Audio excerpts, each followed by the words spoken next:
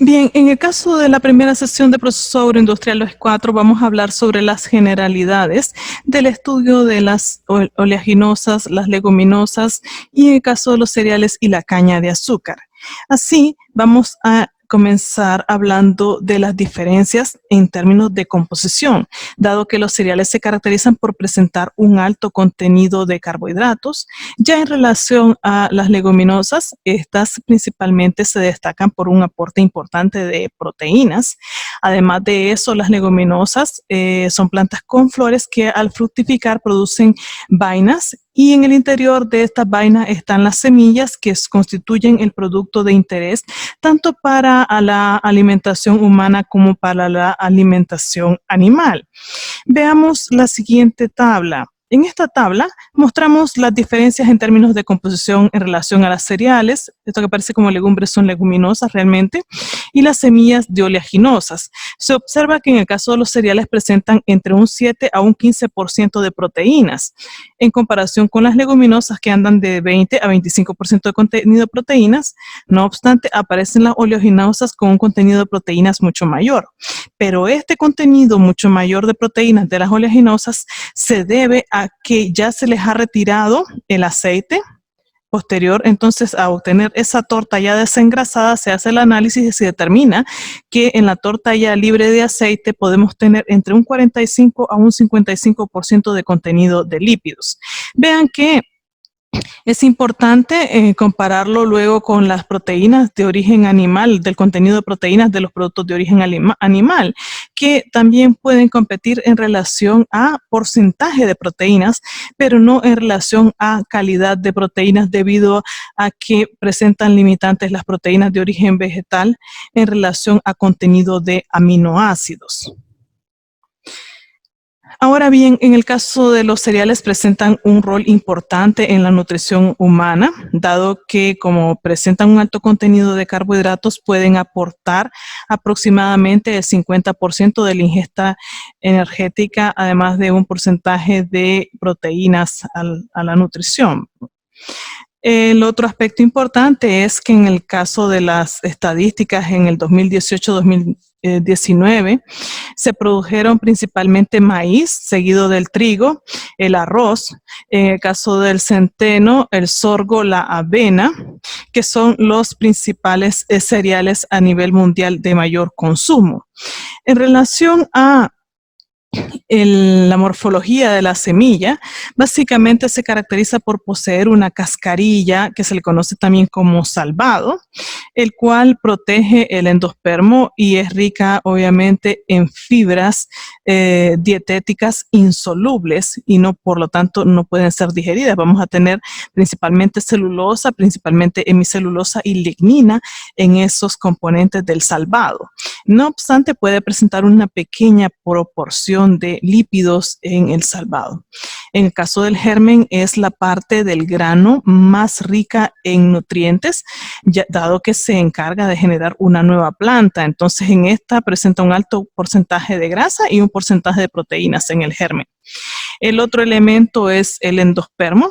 El endospermo constituye la reserva de nutrientes de la planta y su aporte principalmente es de carbohidratos, especialmente de almidones. Los cereales, en el caso del centeno y la cebada, crecen en regiones del norte. En el trigo, por ejemplo, es característico de las regiones templadas. Ya el caso del maíz y el arroz crecen en regiones más cálidas y en los trópicos. Lo logramos ver, por ejemplo, las producciones en el caso de nuestro país. De hecho, los productos de importancia en el caso de nuestro país son el maíz y en el caso del arroz, además del frijol en relación a granos básicos, por así decirlo. La otra característica que presentan los granos es que una vez que son cosechados, pueden pasar a un proceso de reducción de la humedad y se pueden conservar y almacenar con un contenido de humedad entre 12 al 14%. Eso permite que estén disponibles por periodos prolongados. En relación a la composición, observen que en el caso de los granos, usted está en el rango entre el 60 al 70% de carbohidratos. Además de eso, un porcentaje de proteínas que va del 8 al 13% del contenido de proteínas. Ya en el caso del aporte de lípidos, en este caso de grasas, que son principalmente ácidos grasos insaturados, presentan un porcentaje que va de 2 a un 5%. Y luego en el caso de la fibra no digerible, estamos hablando de la fibra que constituye especialmente celulosa, hemicelulosa y lignina, que también aporta una proporción importante. Ya en contenido de aporte calórico vamos a andar rondando las 300 kilocalorías por cada 100 gramos. En el caso del arroz, el arroz es un grano básicamente formado por el endospermo amiláceo, donde está entonces el almidón, que es la parte que se consume principalmente de este cereal, del cual se puede elaborar harina. En el proceso de beneficiado del arroz se va a retirar la cáscara del grano y también se va a retirar el salvado del grano. Estas dos partes tienen que ser posteriormente manejadas o dárseles un valor agregado. En el caso del salvado, o que también se le conoce como semolina, va a representar aproximadamente un 8% del residuo del beneficiado del arroz. No obstante, es la parte más nutritiva del grano. Observen en la tabla que aparece un contenido de grasas o lípidos en general entre un 15 a un 19% de contenido de lípidos, que significa que es viable la obtención de aceite del salvado o semolina del grano de arroz. El otro elemento es la cascarilla. La cascarilla del arroz se puede orientar a la producción de energía a través de utilizarla en la alimentación de calderas y calentarla hasta una temperatura de 1000 grados Celsius. Y entonces esto me puede servir para la generación de energía en las calderas o bien para la alimentación de hornos secadores o de autoclaves de la propia industria arrocera. Se puede también procesar para la producción de briquetas o formar un aglomerado, y esto me permitiría manejarlas de una forma más fácil. Observen que en el caso de la cascarilla aporta aproximadamente un 20% del residuo del beneficiado del arroz. En el caso de la cascarilla, no es importante el contenido de lípidos, es muy bajo, el contenido de proteínas igual. Lo más importante es el aporte de fibras y de carbohidratos totales en la composición. Por eso mismo la cascarilla de arroz se suele utilizar para la alimentación animal debido a este aporte de fibras y de carbohidratos, y no meramente para procesos de obtención o de extracción de aceite o de producción de proteínas como tal. Bien, el otro elemento que vamos a estudiar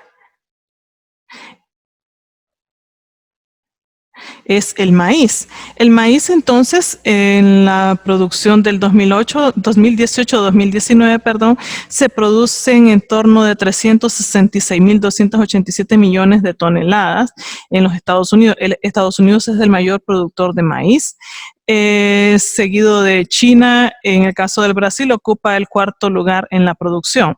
El grano de maíz está constituido por un cuerpo también harinoso, que es la parte del endospermo.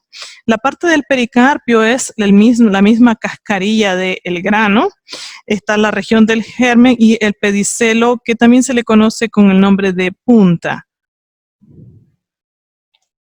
En relación al maíz, para el uso destinado en el caso de los Estados Unidos, que figura como el mayor productor de este grano, 27% de la producción de Estados Unidos se destina a etanol y combustibles, biocombustibles en general. 39% se destina a la alimentación animal. De ese 39% que se destina a la alimentación animal, un 27% se destina para la alimentación de ganado de carne, un 19% se destina para la alimentación de ganado de leche 24% se destina para la alimentación de cerdos, 28% se destina para la alimentación de aves y un 2% se destina para la alimentación de otros animales. De la producción de Estados Unidos, 16% va para las exportaciones, un 9% se destina para la producción de alimentos y a nivel industrial, y un 9% se considera el producto residual, que lo constituye la hoja y el olote, que se considera ya residuos que son aprovechados para la producción también de alimentos para animales o para la producción de abonos. Otro producto de importancia a nivel mundial de los granos de cereales es el trigo. Esta es una de la especie anual adaptada a distintos climas y suelos y es altamente productiva. En el caso de su composición importante, en el caso del germen de trigo, no del grano como tal, el germen contiene 26% de proteínas, un contenido de fibra cruda de 3%, contenido de aceite de aproximadamente 10%. Eso significa que del germen de trigo también se puede obtener aceite. Ahora, del grano de trigo, ¿verdad? Dependiendo del tipo de trigo, yo lo puedo destinar para la producción de pan o lo puedo destinar para la producción de galletas. ¿Qué me va a definir que un trigo sea utilizado para pan o sea utilizado para galletas del tipo crackers? Me lo va a definir su contenido de proteínas. En general, los trigos que se les conoce como trigos duros, que presentan un alto contenido de proteínas, son los que se destinan para la producción de pan de molde o pan de forma. En relación al otro cultivo de nuestro interés son las oleaginosas, que se caracterizan por presentar un elevado contenido de aceite. Observen en la figura, aparece la soya, la palma, en el caso del maní o cacahuate, el girasol, el maíz y la linaza. De estas oleaginosas, la producción de aceite vegetal es el más relevante de los rubros derivados del procesamiento de las oleaginosas. Aquí aparecen las estadísticas de producción en millones de toneladas métricas de aceite, de los cuales se ha observado un incremento a lo largo de los años. En el caso de la soya es uno de las oleaginosas de mayor importancia. De la soya se obtienen sus productos, la proteína y el aceite.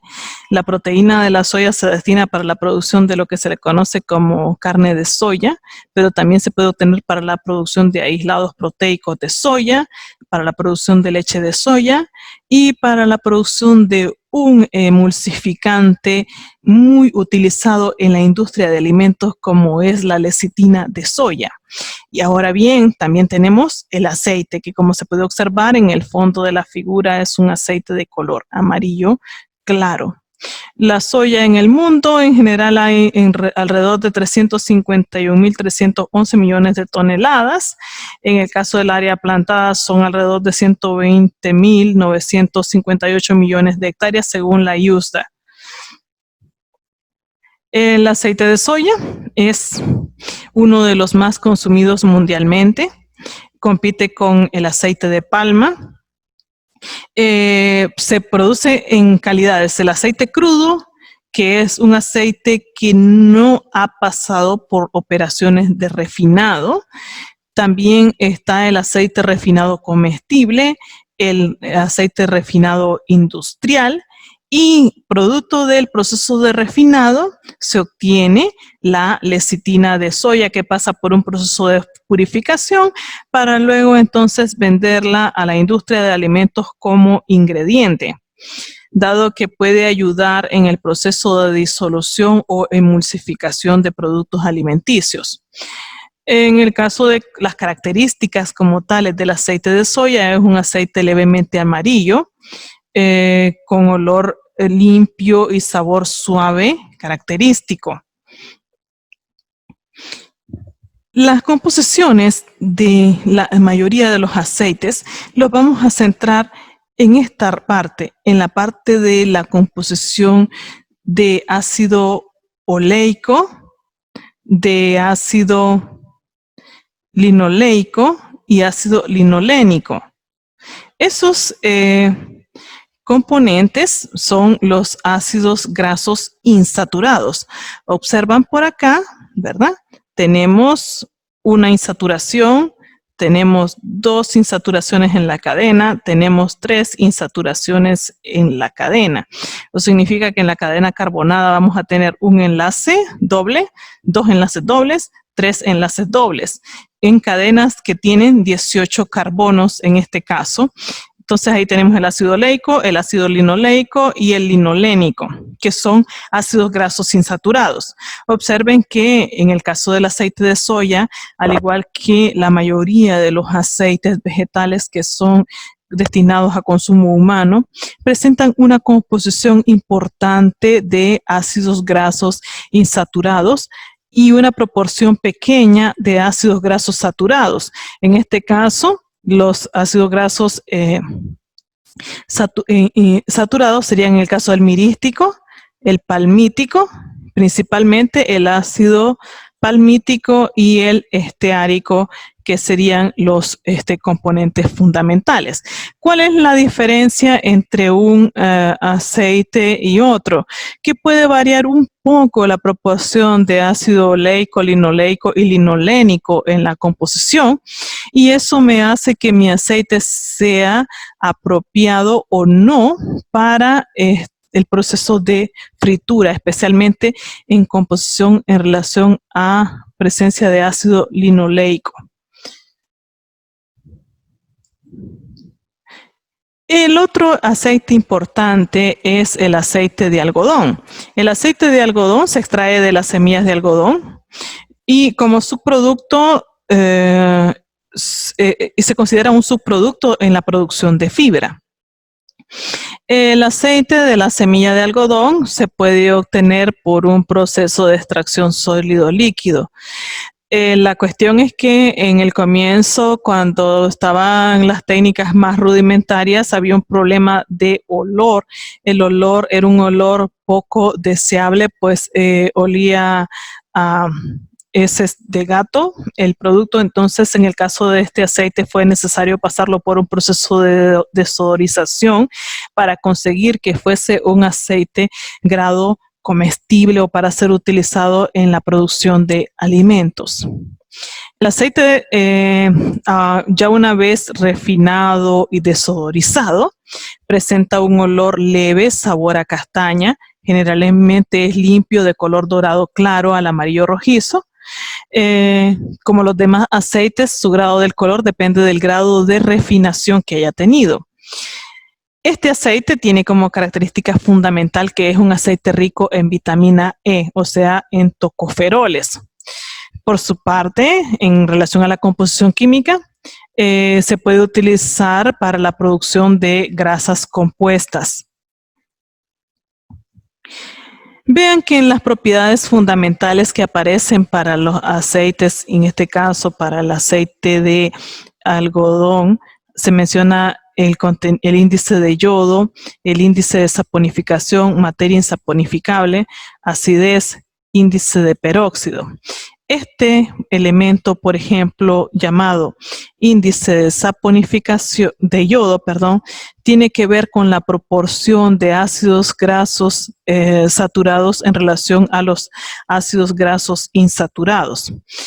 En el caso del índice de saponificación, tiene que ver con qué tanto aceite puede ser convertido en el caso del jabón. En relación al análisis de materia insaponificable, qué tanto puede reaccionar ese aceite con el hidróxido de potasio o el hidróxido de sodio para convertirse en jabón. Entonces, a partir de esa diferencia se obtiene la materia insaponificable. En el caso de la acidez se determina con acidez como acidez titulable, al igual que se hicieron los análisis con leche o para los jugos, se utiliza una bureta con contenido de hidróxido de sodio y la muestra de aceite con una solución indicadora de fenolftaleína. Cuando se produce el viraje, se puede determinar en función de la cantidad de hidróxido de sodio gastado, la cantidad o el grado de acidez que tenga el aceite expresada como gramos de ácido oleico por cada 100 gramos de muestra. Otro elemento importante de la parte de las oleaginosas es el girasol. El girasol es originario de América, entre México y Perú. Los productores mundiales de importancia son Rusia, Argentina, Estados Unidos y China. El rendimiento por la semilla de girasol, por cada 100 gramos que tengamos, por ejemplo, de semillas de girasol, vamos a obtener aproximadamente 47% de un aceite claro de color amarillo dorado, con olor y sabor suave característico. Los métodos que se utilizan para la extracción pueden variar. Puede ser más por prensado, puede ser un proceso de extracción sólido-líquido en función de la disponibilidad que tenga la industria. Otro elemento importante es el ricino, una oleaginosa de importancia, el Ricinus communis. Los principales productores son Brasil y la India. Del procesamiento del ricino se obtiene el aceite de ricino, que es el producto principal, y como subproducto se obtiene la torta de ricino, que es utilizada principalmente como abono. Por cada 100 gramos que se tengan de semillas, se obtiene un rendimiento de aproximadamente 44% de aceite. El aceite presenta como característica que es un color amarillento, olor suave característico con alto valor en el mercado farmacéutico y la producción de cosméticos. Sus especificaciones. Bueno, en el caso de este aceite es un aceite especial, especialmente por el último elemento que aparece en la tabla. Veamos, ácido ricinoleico. El ácido ricinoleico está asociado con como un producto peligroso en razón de su grado de toxicidad. En el caso del aceite de ricino, presenta aproximadamente un 88% del contenido de lípidos, 88% es ácidos grasos, ácido ricinoleico. Bien. Lo demás son otros ácidos grasos, como en el caso de los insaturados, como el ácido oleico, el linoleico y el linolénico. Además de eso, presenta una proporción de ácido graso saturado del ácido palmítico y el ácido esteárico en una proporción bien pequeña. El otro cultivo de importancia, por así decirlo, para la producción de aceite y el segundo de importancia a nivel mundial es la palma.